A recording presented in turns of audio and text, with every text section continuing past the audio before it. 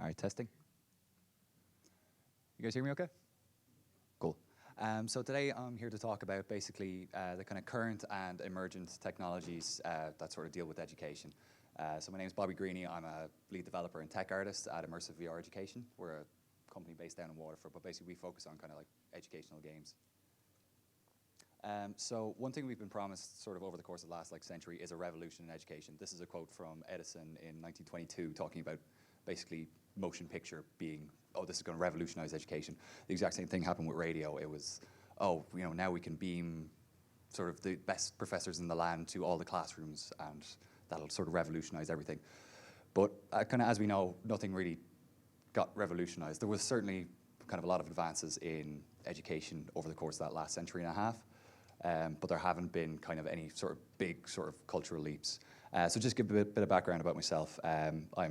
I've been in game development for the last 3 years, but I do have a background in kind of the humanities and also more as a kind of technical worker as a draftsman. But yeah, nowadays I'm mainly working on game development for kind of educational purposes.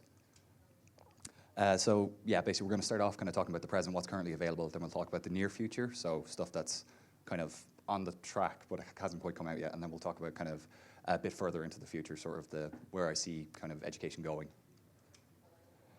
So first off, kind of give a bit of context about how VR is doing overall. The Electronic Software Association basically publishes this report every year on kind of the state of the games industry. And it sort of gives a bit of an overview of you know, demographics, what genres are selling, what were the top selling games and all that. But a couple of stats that are interesting here is only 8% of households in the US have a VR headset of some description. And also in 2016 to 2017, only 15% of people had actually tried VR. So the VR market as a whole is still quite small. These are kind of sales figures on the right. So you know, a few million headsets per year, but it hasn't kind of had as big of an impact in the gaming field as sort of was initially promised by you know, a few of the kind of major companies behind it. But what we have seen is an increased usage in kind of industrial and academic fields, especially in kind of training. So what's currently available is usually one of two kind of varieties on the educational standpoint. So one, you have your kind of multiplayer, user interactive experiences, and then sort of more sort of edutainment type kind of experiential learning type scenarios. So basically, the effectiveness in VR for education is something that's kind of, there's been a few studies published on it over the last 20 years. Again, don't forget, VR has been around for a very long time. It's only sort of the last 5 years that it's really become affordable for your kind of standard consumer, also your standard academic institution. So this is kind of a very recent study. I believe it was on childhood, it was kids with learning impairments, basically training them to use technology, but they used VR as kind of a what's it called? Like a kind of control group, basically. And they had sort of a VR kind of counterpart, and they basically tested the effectiveness of retention of learning.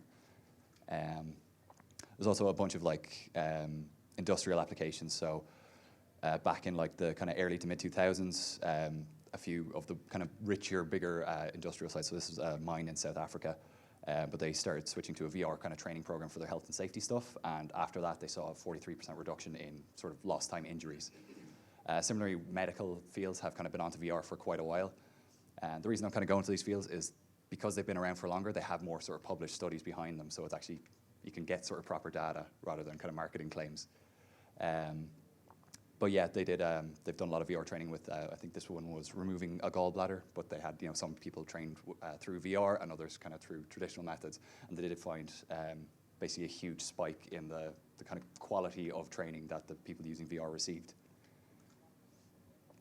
So talking about the kind of current initiatives that are out, over the last last couple of years, basically a lot of big companies have been starting to try and get VR into classrooms in sort of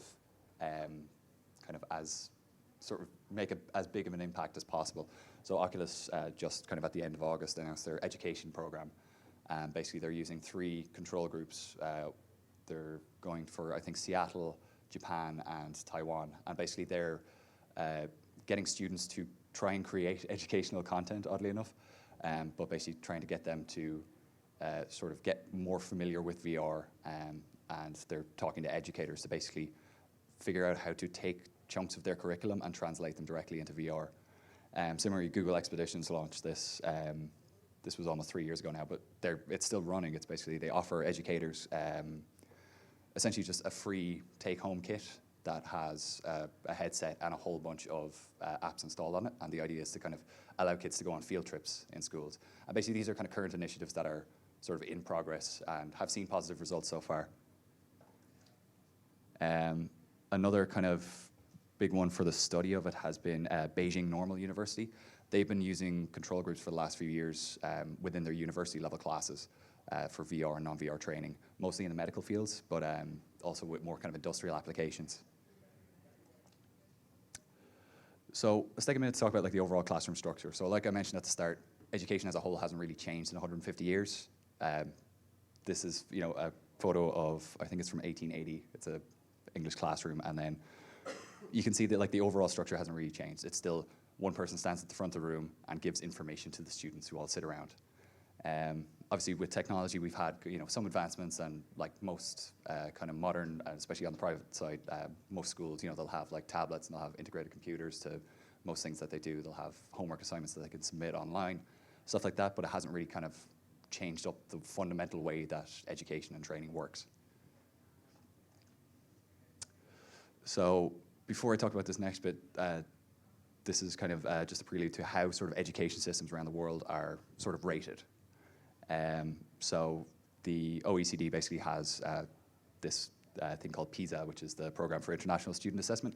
So what they do is assess humanities, sorry, not at humanities, they basically assess reading, writing, mathematics, and science.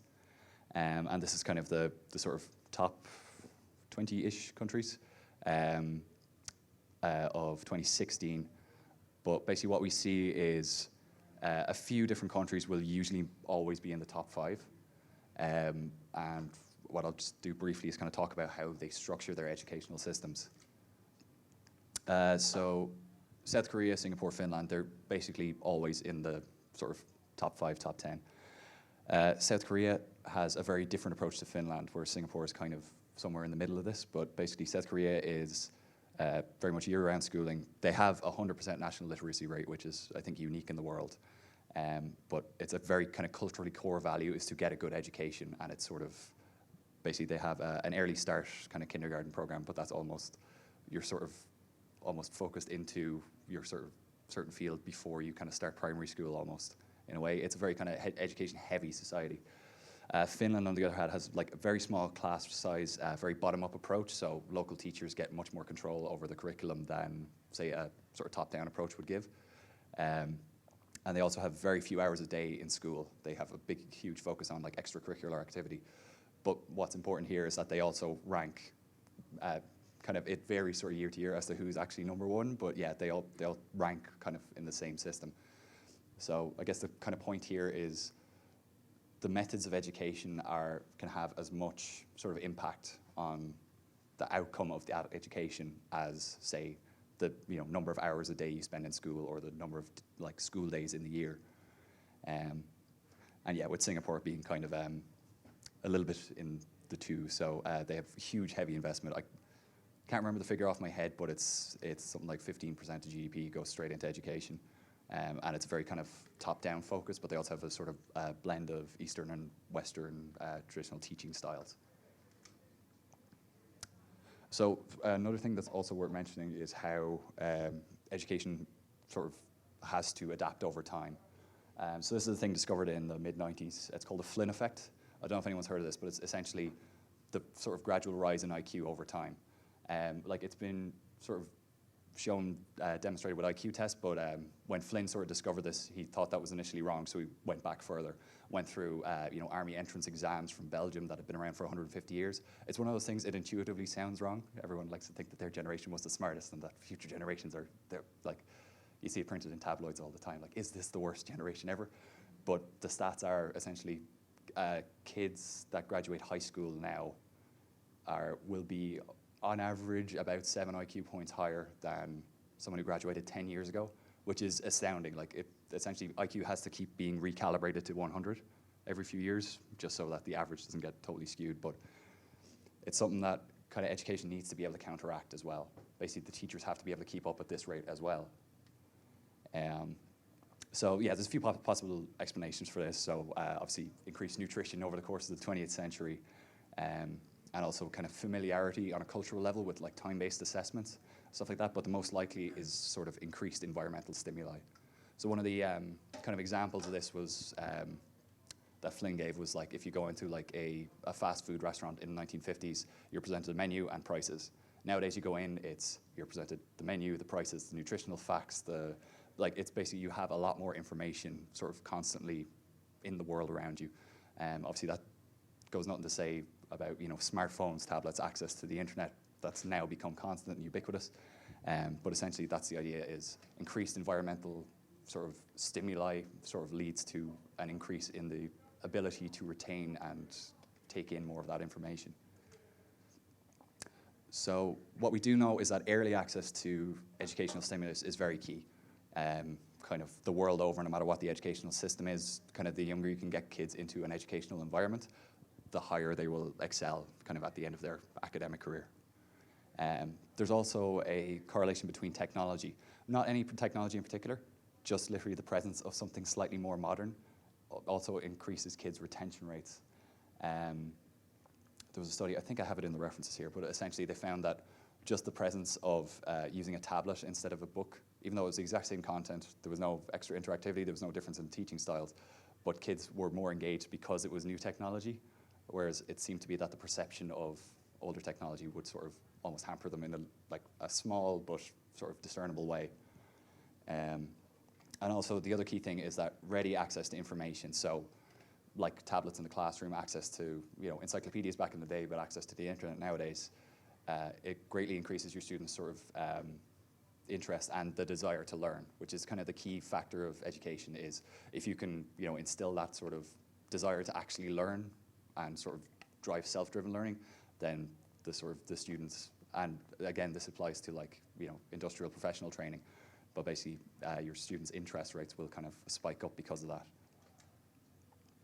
So one thing to bear in mind is that we're at the moment talking about education for essentially a future that we can't really predict. Like you can look at a screenshot, you can look at a photo of a concert from now versus 20 years ago. Obviously the key difference is everyone is now holding up smartphones. But also the rates of automation are going up quite a lot. So we don't even know what the professional landscape is going to look like in 10 years, let alone 20 years. Kind of the trades that we now sort of assume will be kind of stable careers might not necessarily be that way. With automation, it kind of makes it much harder to actually predict what kind of industrial, commercial professional jobs that will actually be available in 20 years. So this is, I believe, a study by, what were they called?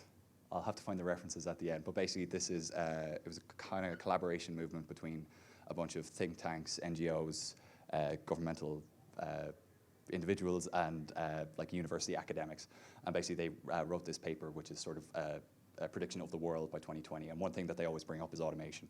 It's that essentially stuff like universal income are pretty much going to have to work because the rate of automation is going to keep increasing so much that essentially we need to be able to educate for professions that either don't exist yet, or there will be much more of a kind of a socioeconomical focus on than there is nowadays.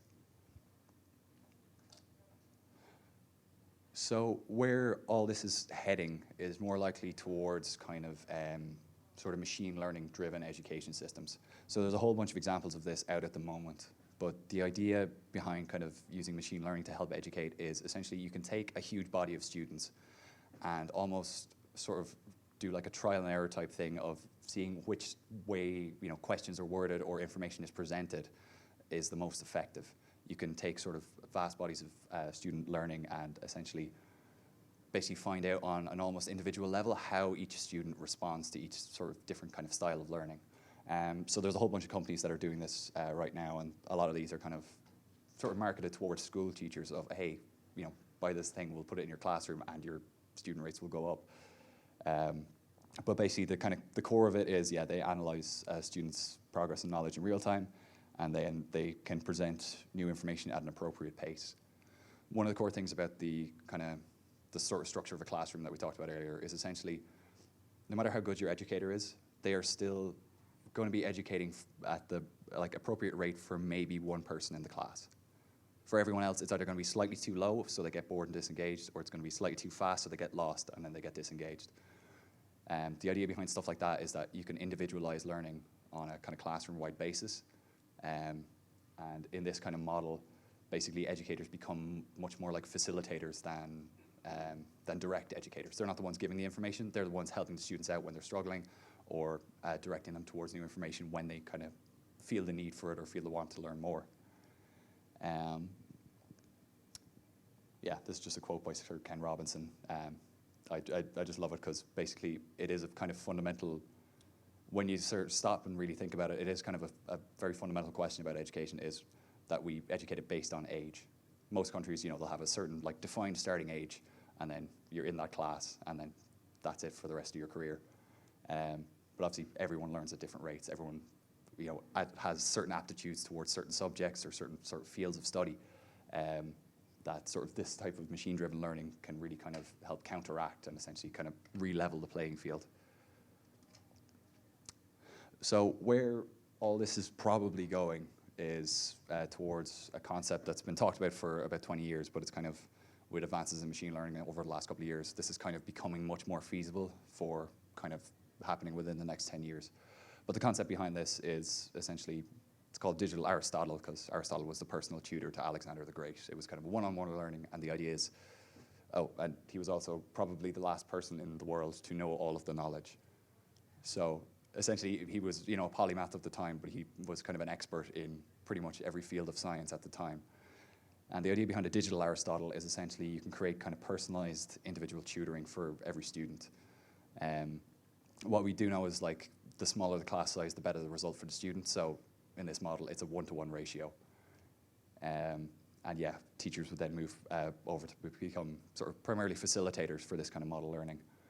And yeah, it's been in the works for about 15 years now. There's a few different companies that are working on sort of chunks of it. A lot of it is kind of, natural language processing, the ability to answer scientific questions based on how a kid might word it as well. And the key clincher for this is that essentially it will work at a pace that is perfect for each student. It won't be too fast, won't be too slow, and it's kind of enough to kind of hopefully keep them engaged over time. So kind of just to give a sum up, the next 2 years we're going to see a larger sort of uptake in industrial and medical applications for VR. So as I said, it's been sort of in the works for a lot of those fields for the last kind of 10 to 15 years, but now with the sort of cheap cost of VR headsets, that's going to keep going. I do see it moving over to AR eventually, but at the moment those are still kind of too costly, especially for big institutions that need to do a bunch of purchasing. Also, yeah, education needs to start earlier and also continue throughout professional life. Essentially, we're in an era of automation, so your career, as solid as it might be now, might not be as solid in 20 years' time. Automation doesn't work by, most people in the room have the same reaction, which is, you can't possibly automate my job, which is true for most professions, but the problem is you can automate enough parts of your job where there are fewer jobs needed overall. And that's the kind of key part about automation. So ongoing professional development is basically going to be absolutely necessary for everyone. The way you might switch jobs within the same career now will probably be more like career switches in 20 to 30 years' time. And we kind of need to educate people for that because it's going to happen sort of a lot sooner than most people are anticipating. And also, the other kind of core thing is that deeper comprehension of complex topics can be really helped to, can be achieved essentially through technological aids. So with the kind of more advanced maths and sciences, especially when you get into kind of multidimensionality that you can't really portray in a textbook or in a video or even in VR, what you can do is educate a generation of mathematicians who have a fundamental understanding of, the concept of space-time, or essentially we can get those sort of much more complex topics into much more kind of digestible sort of chunks for education. And we can do that at a much younger age than we've been able to before because of the kind of currently available technology.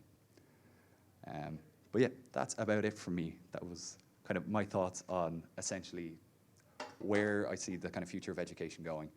A lot of this stuff is, like I said, in progress now, and it's only going to kind of keep accelerating. So it's about time, kind of, we start sort of preparing for it a little bit. But yeah, I guess any questions? Sorry, that was quite information dense, but yeah. No. There's not many of us. Probably. It's the microphone for the camera, so I can pick it up. Yeah. Oh God. In that case, question without. Hi.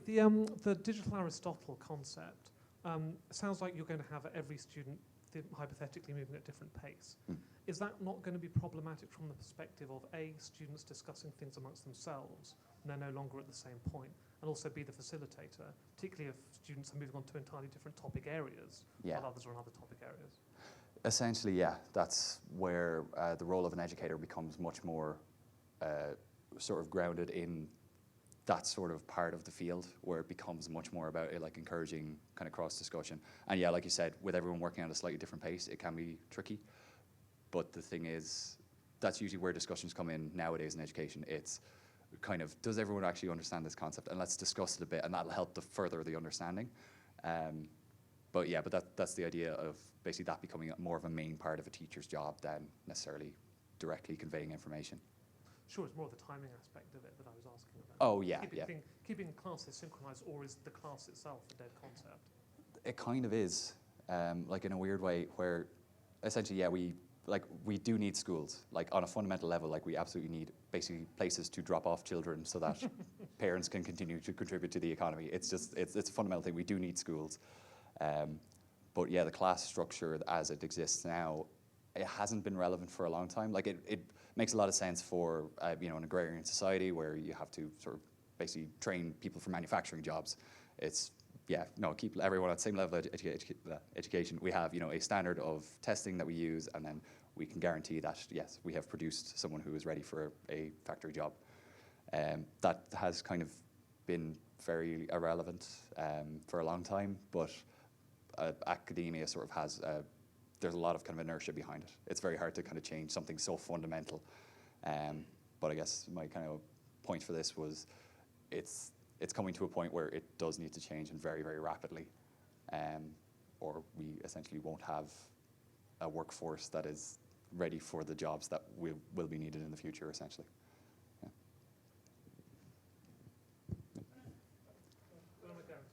Well, I'm probably not next in line. All I was going to say was, in order for this to happen the way that really is going to have the biggest impact on kids, there's so many things in society that need to be unpicked then. Because when you just said the traditional classroom of schools need to exist so that parents can drop off the kids to go and contribute to the economy. However, with enforced leisure time, if you want to call it that, whereby we have increased automation and fewer jobs, and that's not necessarily going to be as big a need if we have more people at home. True. Plus, then, if we come back to the point about students all arriving at various stages at different times, then do we even potentially need traditional schools? Because then we can have a community-wide, country-wide, international kind of discussion groups and education system whereby a student in Malaysia might reach a certain point at the same time as a kid in Finland, in the UK, who can then discuss and work through projects together. Potentially, yeah. Regardless of age. Yeah. It's hard to say at the moment because automation is in sort of a stage at the moment where it's like if you look at kind of labor statistics for like the amount of people who work in each job, like you can literally go through the top 10 list, and all of those are actively being worked on as automation candidates. Yeah. Like a lot of the service industry, transportation, we have self-driving cars now. Basically, the problem is sort of automation has been predicted for a very long time. The problem is back in the 80s, people were saying, oh, we'll just work a 3-day week. Yeah. The reality is everyone just ended up working more jobs for fewer hours. So it's kind of hard to predict. Ideally, yeah, it would be that type of situation where essentially we reach kind of post-scarcity and we don't need to work. But it's the kind of interim period that's the scary bit where essentially, yeah, we still need to have at least some of the structure in place before it all goes away, if you know what I mean. Yeah, even as something as basic as assessment. Yeah. What do we assess on? Do we assess against age? Do we assess against competencies? Do we assess against the ability to regurgitate facts? And then at what age? It's just there's so many things that need to be unpicked in order to achieve this. I mean, I'm all for it. There's nothing you've said there that I don't agree with as a teacher. Even. Yeah, I think ultimately like, it would be competency. Like there are, like a lot of people will do A levels at like totally different ages, but like you can imagine like the vast majority of those people who do those would achieve vastly different results if they were a year younger or a year older. Yeah. So I think competency is the key thing. Like that's the kind of key qualification in any field. So, and I think you can kind of almost approach that in the schooling system as well. It's at the moment, I have an A level in English and history and something else. That's the sort of goal. But you don't really need to kind of have a class structure that works on like a year-long basis to reach that goal. You can essentially just keep kids in school until they're qualified, or they decide to pursue something else and get qualified in that type thing. So that'd be my take on it anyway. It's just, it's kind of basically sort of the same way we work now. It's just we don't need the sort of fundamental like age differences being the kind of key factor for it.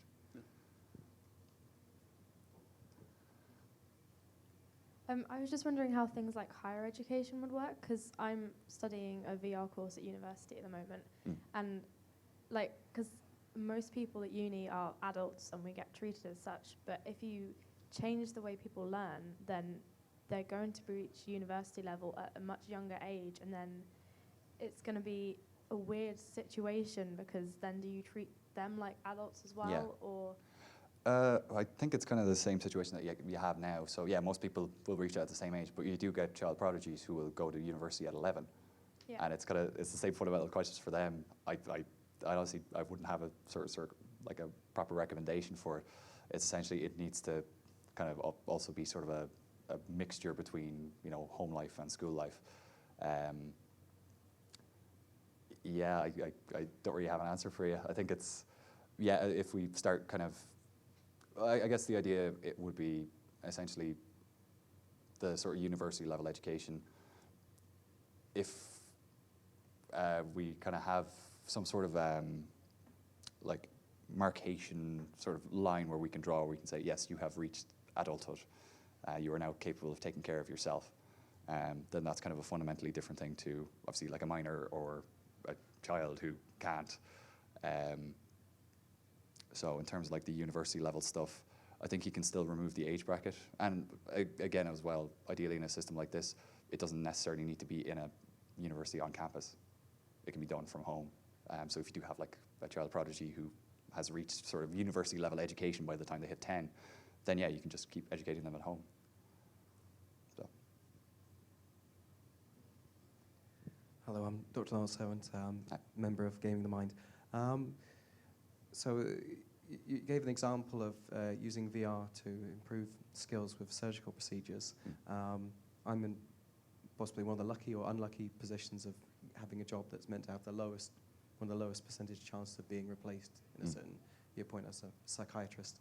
And I'm really curious about, in the future of VR, how long do you think it will be before we might be able to use this for not mechanical sort of skills, but for things like history taking in medicine or mental health? I think so. I wouldn't say VR has the same kind of application there that it does, but that it does for other fields. But I think machine learning definitely does. So you heard of Watson, IBM's computer, So that's basically a super. Won Jeopardy, right? Yeah, it won Jeopardy, but its day job is essentially using machine learning and natural language methodology to essentially be able to diagnose patients by figuring out what they mean when they say, I have a pain in my side, and essentially access to kind of supercomputing power and also a vast library of like patient diagnoses. That's where I see kind of, and sort of like I was saying earlier, with kind of your field as a psychiatrist, it's not that your field can be automated, it's more that a large chunk of the diagnostic process can be. Yeah, because 8 years ago when I finished medical school was when they'd managed to basically pass the American final sort of exam for medical students. Yeah. So I guess it's just a question of when they would have the ability to, you know, understand it in a more meaningful way and not make mistakes. Yeah, yeah. It's kind of hard to say. Like I said, there's Watson. There's a few other university hospital supercomputers who kind of work on similar things, as well as kind of trying to keep track of literally every medical journal that's been published in the last year. They can kind of get much more up-to-date information than like an individual physician can.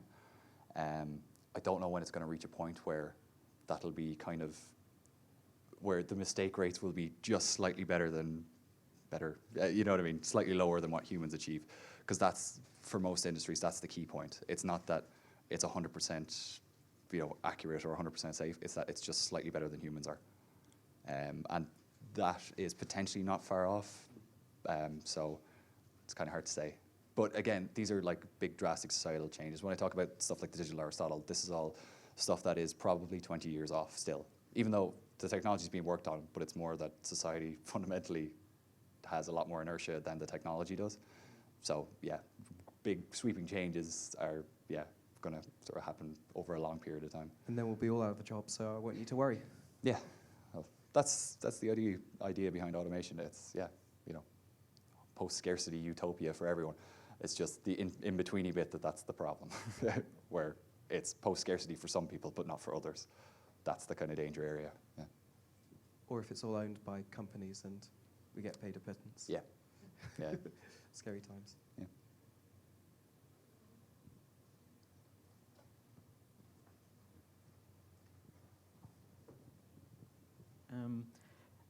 First of all, I'd just like to say that I thought the talk was really fascinating. And I think it can be especially relevant so I'm a doctoral researcher at the University of Birmingham, and I'm already starting to see ways in which VR is impacting how we now teach history and how research is done within an academic environment. So we currently have people who are attempting to create virtual environments that mimic what we believe ancient environments might have looked like. Yeah. So those are really useful tools. I was just kind of wondering how you think, because I can imagine ways in which a sort of digital Aristotle would be really useful for our departments. I think you'd have to go through quite a lot of overhaul, I think, in sort of like the lower levels of education system where things would have to be re-looked at again. Are you finding that in kind of higher education areas this is easier for you to employ? A little bit, mainly because sort of higher education tends to be obviously less kind of top down. Most universities are in control of their own curriculums. They'll meet certain standards that are agreed upon by other universities, but they can still directly control exactly what they're teaching, exactly what way they're teaching it. So where kind of where I see VR having the biggest impact initially, anyway, would be first the professions, then university level, and then kind of cascading downwards towards kind of like the primary school level. And initially, I don't see like the kind of the horror like Black Mirror type universe where every kid is just sitting in a VR headset learning constantly. But and at least initially, like I see VR as kind of like all schools still take field trips, and the reason is because experiential learning gives you so much more context than reading about it in a textbook. And like the example you gave about recreating historical environments, I actually did one of those for the Parthenon for my bachelor's degree. But stuff like being there and sort of, it gives you a much more fundamental understanding of a certain concept than traditional education can.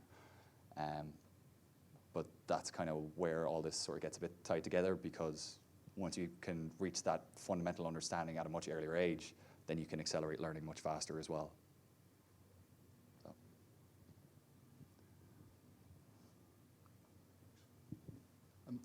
I was just going to say, looking at some of the stuff that you've mentioned, it's kind of a trade-off, though, for schools in terms of cost and quality. Yeah.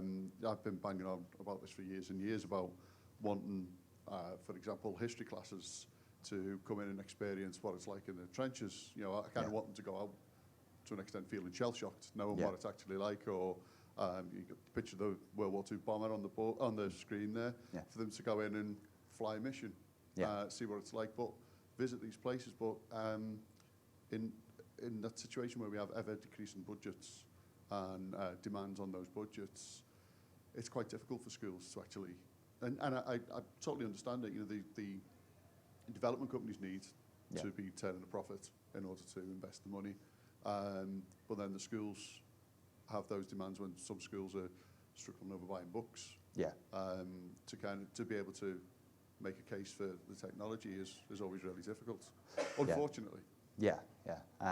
But there is kind of around the world, there are kind of a few kind of governmental level initiatives for stuff like this.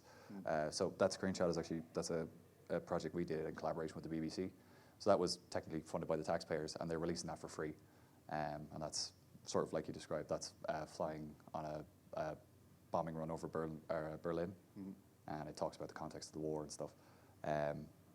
But yeah, essentially, that was essentially a government-funded, sort of like what you were talking about. But obviously, the technology itself does have a much bigger upfront cost.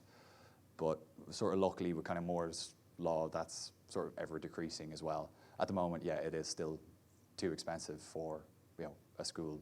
Like you said, a lot of schools struggle to buy textbooks and stuff. But the cost of technology over time is a lot lower than textbooks over time. Textbooks are going up. The other way, whereas technology is going down. So a lot of schools, I'm guessing, will reach sort of a critical mass where it's just like, okay, it's just cheaper for us to actually go for the new technology. Absolutely. That's kind of counterintuitive as that can sound, but I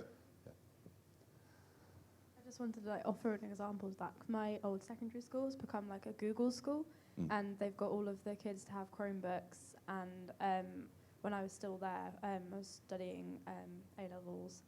They had Google come in with the Google Expeditions thing.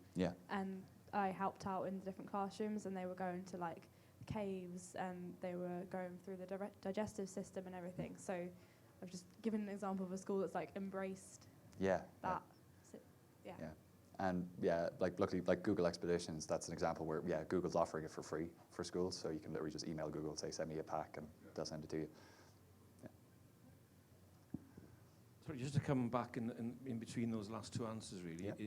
I think one of the problems in Britain, as you can probably tell from my accent, I'm from Wales, so Wales is kind of different in terms of the education system, particularly sort of pre-16. And I think we have a kind of slightly more progressive government in terms of looking at education, looking at the future. So, for example, from now, all schools in Wales are kind of Google schools. So they're all sort of connected, and they're all starting to share resources. They're starting to use more, I guess, interactive learning tools. We all kind of know the benefits of that, etc. I think the fundamental point for me is where, what does Michael Gove think about this? What do kind of politicians of a certain ideology who I think have regressed education, particularly in England, for quite a long time. It's how we overcome. I think teachers are starting to do that themselves all across the world. They're doing it in America and in kind of community schools as well. I guess the real question is the timing of how quickly those younger children need to actually become immersed in this way of teaching, because having taught for a very long time, I can certainly see the benefits of using the technology in the classroom with pupils of all kinds of ages. But I think the fundamental problem to overcome is actually not a technological one, but a political one.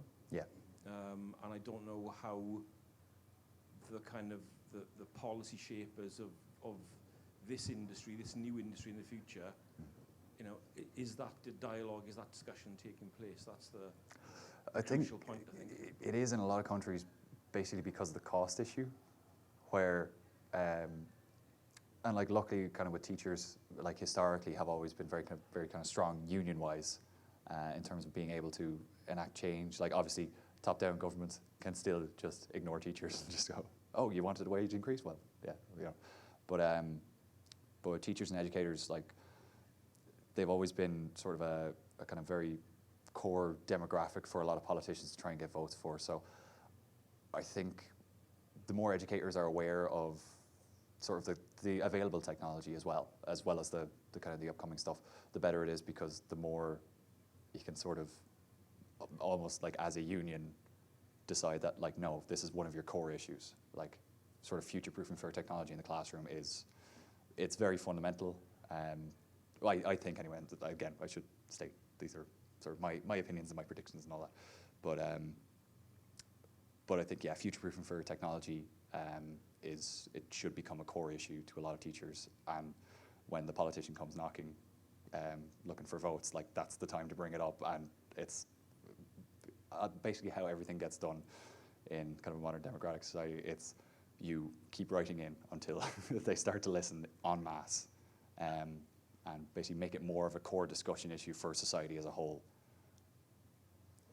Does that kind of cover it? I think the level that, like, political discussions are kind of coming into it. Politics, like a lot of kind of upper academia and stuff, it does have a lot of inertia, so it kind of can take a while for kind of new changes to catch up, especially in the political world. So I think once it starts becoming a much more kind of core issue for society as a whole, it'll start becoming much more of a talking point and much more of a debate point for politicians. And I think that's why we need to see, like, the biggest sort of waves of changes enacted. It's almost like we need a sort of regulatory body that keeps politicians out of education. A little bit like Ofcom in the media. It's kind of independent from government, and it should be made up of really genuine expertise, I think, to Yeah. do that. Yeah. Yeah, like I gave Finland as an example earlier, but that's a country where, it's very much a bottom-up controlled education system, but they still outrank. Like, I think 2016 they didn't, but they're usually in, like, the top 5 countries in the world in terms of, like, education standards. So it's a viable approach, basically. A lot of countries do the whole, like, top-down, very, like, governmental thing, and that kind of does work as well. But students as a whole tend to report being, happier and more energized about learning in, obviously, the bottom-up system, where they're more involved with their kind of local schools. So, yeah. I'll just say I completely agree that it is a political matter in that switch. Although I disagree with the conclusion at the end that therefore we must keep politics out of it all. But rather, I think we should engage with them. And I would say that the UK trade body for computer games, UKI, I can't speak for specifically education. I can speak for my sort of interest, which is gaming and mental health. Yeah. That UKI have been involved and have engaged with MPs, and actually, once you talk to them, they can be surprisingly willing to listen to something that a lot of them is alien to them, that they don't play games. But I would say that you're absolutely right that it needs political will. Yeah. But the solution is to speak to UKI and to try and engage with MPs. Yeah, like we've we're a company based in Ireland, so, like, we've been in talks with, like, the local board of education and then on a national level as well, to try and basically get headsets into classrooms. And, like, obviously we're a private company, well, technically we're a public company now, but like, obviously we have a vested interest in getting our products into classrooms, but more on a fundamental level, like, just getting that technology out there is, like, it's, like, very personally important to me, all the company stuff aside. So, like, opening those dialogues with basically the people who have control over the budgets. It's not easy on a national level, but it can be a bit easier on a local or regional level to kind of get in touch with your, like, nearest board of education. Go, hey, can we start, like, a pilot program? Can we start a trial program? Can we, like, at least get it into one of the schools, and then once the effects start to show, spread it from there? That'd be my take on it anyway. And I think there absolutely will be a lot of progress as we're going through, such a fast sort of shift from something that, if you go back 30 years, was possibly a bit of a cottage industry, something that's the biggest industry and there's more money in it than TV and film combined. Yeah. And I think since a lot of MPs are that little bit older, some of them haven't quite gotten onto that, and I think that will definitely change in the coming time. It's the same with emerging technologies like VR. Like, I had that stat earlier, only 15% of people it might be out of date now, but only 15% of people as of 2017 had tried VR. Everyone's heard about it, but, like, and obviously EGX is going to swing a little higher than sort of the national average, but it's still, only a tiny percent of people have actually had exposure to that technology. And sort of, the stuff like machine learning as well. It's kind of, once people are exposed to it, they kind of go, oh yeah, okay, yeah, I can see the applications. But it's just kind of getting the word out there of, like, this is a thing, this is happening. So, yeah. This is a small thing. You mentioned a couple of times. Sorry. Apologies. You've mentioned a couple of times Finland is an example of a country that does really well in education, tables every year. But you've also mentioned that they have less than average kind of formal in-classroom hours of education. They do lots of extracurricular stuff. Yeah. As a general question, I mean, how savvy and how kind of, what's the uptake there in terms of all these new technological forms of education? Because it would seem that actually a lot of their benefit in terms of the education thing is from non-technological, extracurricular type pursuits and this kind of thing. Yeah, I kind of brought them up as an example, as basically a model showing that essentially a fundamentally different kind of form of education can still be as viable as the sort of what you picture as like the very like top-down government level education. For like an application for a country like Finland, who are already doing it very well, it would be essentially just the added benefits of the extra exposure to technology and essentially the extra benefits of VR that kind of can be applied everywhere else. It's they're already doing great, but they could be doing that little bit greater. But yeah, I think it has the same application there as it does to any other educational system. It's enhanced experiential learning and greater access to information when they need it. And sorry, I hope, can I ask another one as well? Yeah. Yeah, thanks for the last question. Okay. Okay, I don't want to waste it then. Does anyone have a better question? So it's not a great question. It's more of a kind of just following a train of thought. Yeah. You mentioned before that what would you do in the case of digital Aristotles? Aristotle, Aristotle. I don't know what the plural is about. But digital Aristotles. And you were saying children would then be at university level education, but that would not be an appropriate thing. But I was thinking, surely the logical endpoint is that actually, at the moment, university is deemed a social/academic construct. So you go there for academia, but it's kind of deemed this social learning thing where adults should be amongst adults and learn all these kind of, whatever tangential stuff about getting drunk on Fridays and philosophical debates into the night or whatever it may be. But I guess that would break down as well in the sense that you'd keep university, if there even was such a thing, level education just for this tier of education, whatever your age is, and then that kind of social construct of education would have to be provided by something else. Yeah. I'm guessing. Yeah, and I guess like the idea and the reason I kept coming back to like the structure of a classroom is that like that applies to university as well. Like you go to lectures, you have more tutorials, and you have more kind of practical stuff depending on your course, but for the most part it is still very much like a lecture structure, and that can fundamentally change as well, and obviously all the ancillary stuff. The life experience that you get from going to university or just being a young adult working outside of the home for the first time, that can be like, that technology doesn't really have an impact on that as a moment, and I don't think it should. That's still kind of a fundamental part of life. But in terms of like the structure of university, I couldn't really tell you what the sort of ideal middle ground for that would be. Thanks. Yeah. Out of time. Cool. Thanks very much.